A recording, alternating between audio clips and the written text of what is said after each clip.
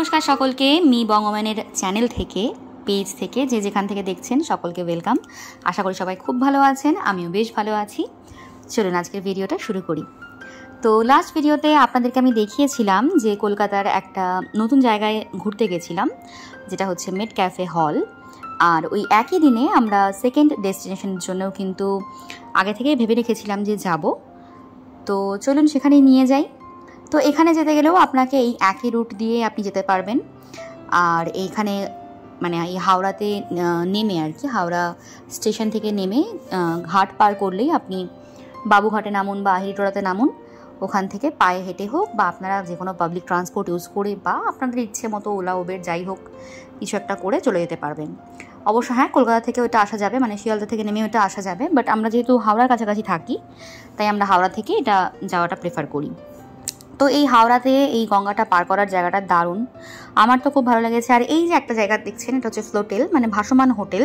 এখানেও কিন্তু রবিবারগুলোতে, ছুটির দিনগুলোতে মানুষ আসে, সময় কাটায়, মানে ওই গঙ্গার উপরে ভাসমান অবস্থায় থেকে ছুটি কাটানো এক কথায়। তো চলো নেক্সট যেখানে আমরা যাচ্ছি সেটা হচ্ছে প্রিন্সেপ ঘাট। তো হাওড়া এখানে এরকম স্টেশন পার করে দেন ঘাট পার করে ঘাটে নেমে আপনাদেরকে ডান দিকে হাঁটতে হবে। আমরা মেট ক্যাফে হল যাওয়ার জন্য গেছিলাম বাঁ দিকে, আর প্রিন্সেপ ঘাট যাওয়ার জন্য ডান দিকে হাঁটতে হবে। আর প্রিন্সেপ ঘাট যাওয়ার জন্য কিন্তু অনেকটাই হাঁটতে হবে। সো যারা মনে করো যে হাঁটতে পারবে না বা একটু কষ্ট হচ্ছে বা কিছু, তারা ডেফিনেটলি কোনো পাবলিক ট্রান্সপোর্ট নিয়ে নাও। এখানে বাস যায়, ঠিক আছে, তাছাড়া তো ট্যাক্সি আছে, ওলা উবের আছে, অনেক কিছুই আছে। তো চলো, আমরা মোটামুটি প্রিন্সেপ ঘাটের এরিয়ার মধ্যে ঢুকে পড়েছি, ঠিক আছে। এখান থেকে শুরু নয়, এটা যাওয়ারই রাস্তা, মানে এটাও হাঁটারই রাস্তা, বাট এই জায়গাটাও কিন্তু দারুণ ছিল, আমার তো পার্সোনালি দারুণ লেগেছে। আর এখানে সবথেকে ভালো যে ব্যাপারটা সেটা হচ্ছে এখানে প্রচুর বসার জায়গা আছে, মানে ওরকম একটা বা দুটো বেঞ্চ নেই, ঠিক আছে। তো এখানে দেখো অভি কিছু কিছু ভিডিওস নিয়েছে স্লো মোশনে, ও স্লো মোশনে জিনিস ক্যাপচার করতে খুব পছন্দ করে। তো সেই ক্লিপসগুলোই আমি দিয়েছি যাতে তোমরা আরও ভালো বুঝতে পারো যে এখানে কত সুন্দর লাগছে। আর এই যে আমার ভিডিওটা, এটা কিন্তু পুরোটাই ফোনে ক্যাপচার করা, ফোনেই এডিট করা, এবং আমি কোনো ফিল্টার বা কোনো কিছু এক্সট্রা নাথিং, মানে আমি কিচ্ছু ইউজ করিনি। একদম যেটুকু আমার ক্যামেরাতে ধরা পড়েছে অরিজিনালি সেটাই তোমাদেরকে দেখাচ্ছি। আর অপূর্ব, জায়গাটা অপূর্ব। যদি কলকাতায় কেউ ঘুরতে আসতে চাও বা ঘুরতে আসবে বলে মনে করো, ডেফিনেটলি প্রিন্সেপ ঘাট যাও, মেট ক্যাফে হলও যাও, দুটোই দুর্দান্ত ঘোরার জায়গা, ঠিক আছে। তো এখানে আমি খানিকক্ষণ বসে নিয়েছিলাম কারণ অনেকটা হাঁটতে হয়েছে। আচ্ছা, তো এখানে দেখো মোটামুটি প্রায় তখন পড়ন্ত বিকেল বলতে গেলে, ঠিক আছে, প্রায় এক ঝাঁক, বলতে গেলে এক ঝাঁক ছেলেমেয়েরা এখানে ছিল। আর সব বয়সের ছেলেমেয়েরাই ছিল, মানে এখানে আমি যেটুকু দেখলাম খুব একটা মানে এরকম জায়গা নয় যে বাচ্চাদের নিয়ে যাওয়া যাবে না বা বয়স্কদের নিয়ে যাওয়া যাবে না বা ফ্যামিলি নিয়ে যাওয়া যাবে না, সেরকম নয়। মানে বেসিক্যালি কোনো পার্কের যে পরিবেশ সেরকম কিছু ছিল না, ঠিক আছে। সো হেলদি, মানে সবাই তোমরা এখানে যেতে পারো। আর এইরকম নেচারের মানে ভিউ, এইরকম নদীর ভিউ দেখা তো মানে দরকারই দরকার। ওই যে বলে না হিন্দিতে, দেখনা তো বানতা হ্যায়, লাইক সেরকম আর কি। তো এখানে কিছু কিছু ক্লিপস তোমরা স্লো মোশনেই দেখতে পাবে। ওকে, তো আমি আর কথা বলে এই জায়গাটাকে বা এই জায়গাটার সৌন্দর্যটাকে আর ব্যক্ত করছি না, তোমরা জাস্ট দেখো, আশা করি ভালো লাগবে।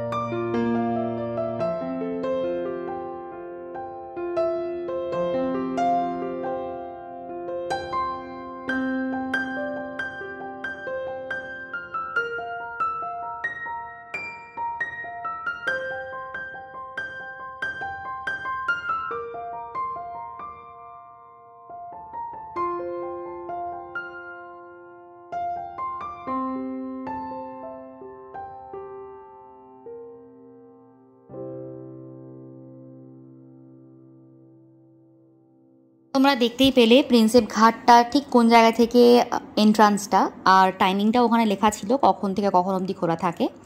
আর এইটা হচ্ছে বেসিক্যালি সেই জায়গাটা যেখানে সবাই এরকম নৌকায় করে ভ্রমণে বেরোয়, ঠিক আছে। আর এখানে সত্যি কথা নৌকোগুলো খুব সুন্দর ছিল দেখতে, খুবই ভালো লাগছিল দেখতে। আর মোটামুটি আমি জানি না কত টাকা নিচ্ছিল ঘন্টায়, তবে আমরা উঠিনি যেহেতু, সো আমি ওটার প্রাইসটা ঠিকঠাক বলতে পারবো না। আচ্ছা, এরপর এখান থেকে আমরা আরও একটু এগোলাম, এগোতে এখানটায় এই প্রিন্সেপ ঘাট স্টেশনটা পড়ে। আচ্ছা, তো এই স্টেশনটার যে পার হওয়ার জায়গা, মানে এপাশ থেকে ওপাশে যাওয়ার জায়গা, সেইটা সবাইকে একটু হেঁটে পার হতে হবে। মানে এখানেই কিন্তু শেষ নয়, এখান থেকে একটু এগিয়ে গেলে আরও একটা জায়গা আছে যেখানটা দেখার আর কি। তো চলো সেখানে যাই। তো এখানটায় স্টেশনটাও খুব সুন্দর। অভি বলছিল যে এই স্টেশনে নাকি অনেকে অনেক রকম ফটোশ্যুট করে, এটা খুব ফটোজেনিক একটা জায়গা। আর সত্যি কথা দেখতেও বেশ ভালোই লাগছিল, ঠিক আছে। তো কলকাতার চক্ররেল সামথিং কিছু ব্যাপার আছে এখানে। আচ্ছা, কত কিছু জানি না আমরা এখনও, সত্যি মানে আমিও অনেক কিছুই জানি না এখনও কলকাতার ব্যাপারে, প্রায় অনেক কিছুই নতুন নতুন জানি ওর কাছ থেকে। তো এখানে যাওয়ার পথে আমরা একটুখানি দাঁড়িয়ে একটা ঠান্ডা খাচ্ছিলাম, কারণ অনেকক্ষণ ধরে আমরা এখানটা দিয়ে ঘুরছিলাম, সো দুজনারই একটু তেষ্টা পেয়ে গেছিলো। তো এখানটায় ওই দাদার কাছ থেকে আমরা একটু ঠান্ডা খেয়ে দেন চলে আসলাম এই জায়গাটায়। এই হচ্ছে স্যার প্রিন্সেপের স্মরণে আর কি বানানো একটা ওই সৌধ টাইপের বলতে পারো।